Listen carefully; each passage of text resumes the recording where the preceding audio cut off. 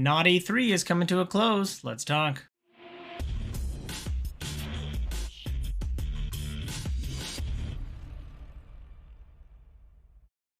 What up, viewers? What up? What up? Calc Soups here, and today is Friday, June 23rd, and that means it's time for a quick recap of the week, video game news. And I'm not even starting off with talking about not E3, because we have a video game launching. Final Fantasy XVI is finally here. After playing the demo last week, everyone can now get their hands on the full game. And so far, things are going well. It's at an 88 Metacritic. People are saying a lot of really positive things.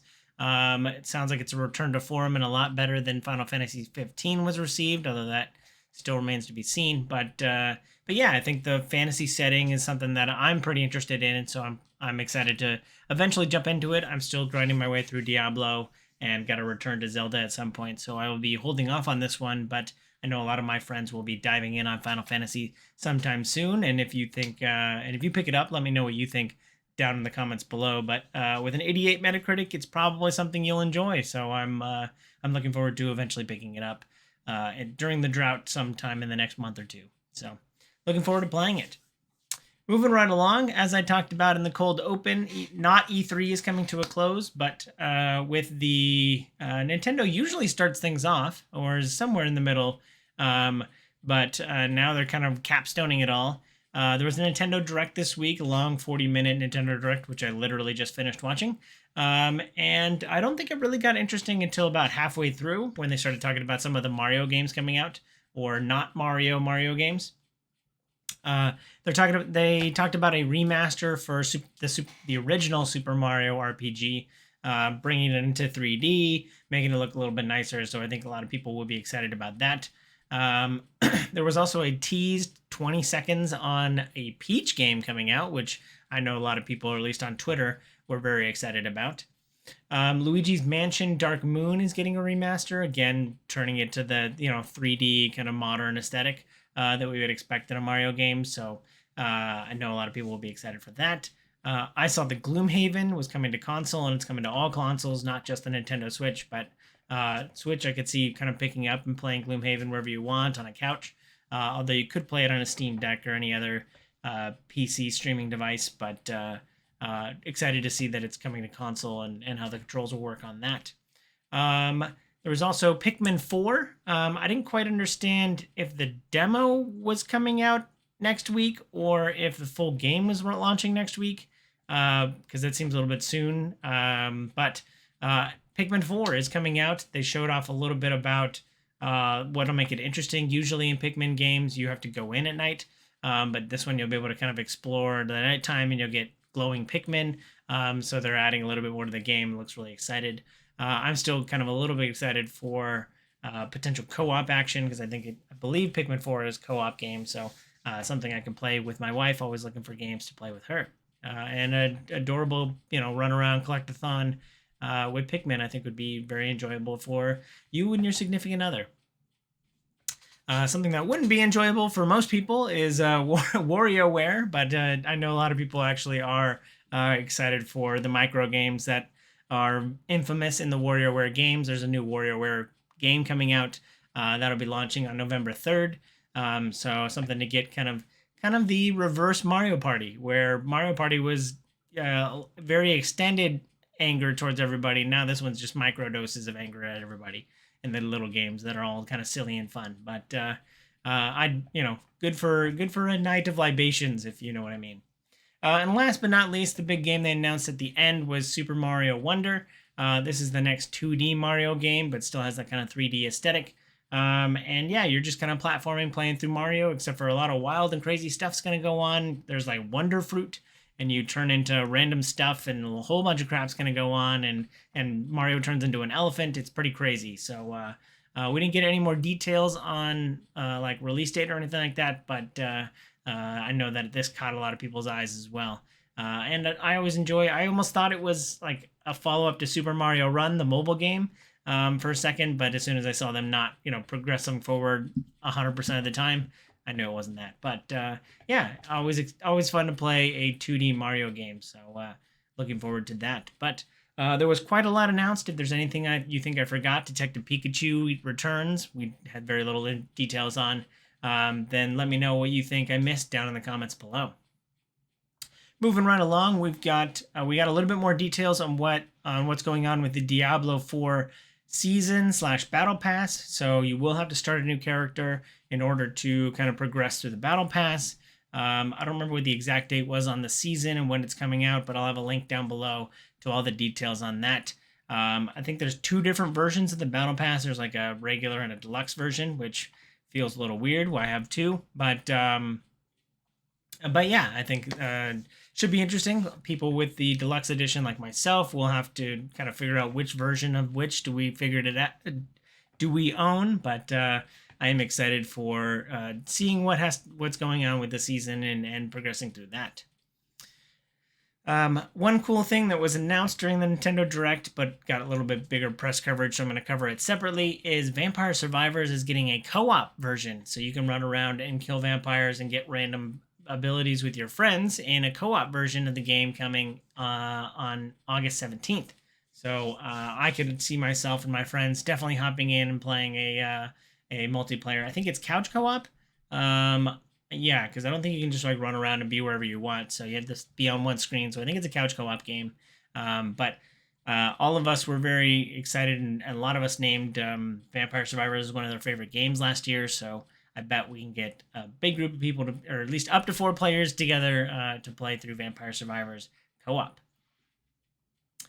A new streaming service is starting off with a kick, and that's slightly pun intended, as the streaming service is called Kick. And what they've done is they've paid $100 million to get XQC to non-exclusively switch to Kick. But because of Twitch's exclusivity clause within their contract, it's basically an exclusivity clause. So XQC will be switching over to Kick. This new service will also be including Amaranth, who's moving over as well. I think it's a little interesting when streaming services kind of get the big name people. I guess they expect to gather kind of a base group of people just organically with these kind of big moves, and a lot of organic conversation around it, press coverage. But I don't know that. I mean, as we saw with Ninja and Mixer, paying for one big streamer doesn't necessarily net out for positive. Also, $100 million for a single streamer seems like a lot of money. So good for them. But yeah, I think streaming services are, places for people to stream games. I think is a really hard thing to try and like build into the market. It's already pretty saturated with YouTube and Twitch and Twitter, and I think you can Instagram live games as well. So, and TikTok content for gaming. So it's these are all interesting moves for a up and coming streaming service. So I'm curious what the kind of breakdown for revenue for the streamer is, how much subscriptions are going to cost, because that's going to be their main revenue driver. Yeah, pretty curious to hear a little bit more. And these first 2 moves don't have my hopes high for Kick being around over the course of the next couple of years. Moving right along, unfortunately, sometimes the regular news gets into the video game news due to the unfortunate accident that's going on with OceanGate. The submersible that was meant to be exploring the Titanic. Where this meets with video games is an indie developer of a submersible video game saw an increase in sales over the last week. No laughing matter, but really interesting, and kind of points to a little weird spot here. But yeah, the indie dev posted their sales over the course of like the last several months, and it was a flat line until this last week when they spiked. So maybe some gross sense of curiosity, morbid curiosity. It has people going and playing this indie developed submersible game. So a little bit of mixing the outside world with their gaming space with that news. Microsoft in its case with the FTC has been releasing a lot of documents, and people have been going through a lot of those. The most interesting documents that I've been seeing are the ones about next gen. They're talking about next gen is coming in 2028, which kind of makes sense to me. Console generations have been getting longer over the last several console generations, so 8 years for this console generation feels about right.